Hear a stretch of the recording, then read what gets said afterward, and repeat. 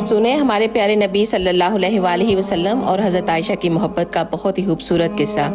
ایک دفعہ ہمارے پیارے نبی صلی اللہ علیہ وآلہ وسلم سفر سے واپس آ رہے تھے تو آپ نے صحابہ سے فرمایا کہ تم سب آگے نکل جاؤ، تو وہ سب آگے نکل گئے۔ تو آپ نے حضرت عائشہ سے فرمایا کہ اے عائشہ دوڑ لگائیں، تو حضرت عائشہ نے کہا کہ جی یا رسول اللہ۔ تو پھر حضرت عائشہ فرماتی ہیں کہ میں آگے نکل گئی اور نبی پیچھے رہ گئے، اور پھر کچھ عرصے کے بعد آپ صلی اللہ علیہ وسلم پھر سفر سے واپس آ رہے تھے تو آپ نے پھر عائشہ سے فرمایا کہ اے عائشہ دوڑ لگائیں، تو حضرت عائشہ نے کہا کہ تب میں تھوڑی سی موٹی ہو گئی تھی، تو انہوں نے دوڑ لگائی اور ہمارے نبی آگے نکل گئے۔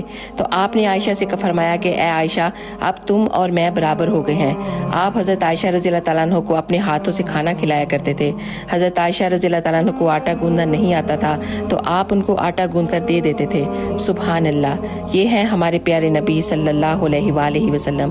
اگر آپ کو یہ ویڈیو اچھی لگی ہے تو ایک دفعہ اس کو ضرور شیئر کیجیے گا۔ جزاک اللہ۔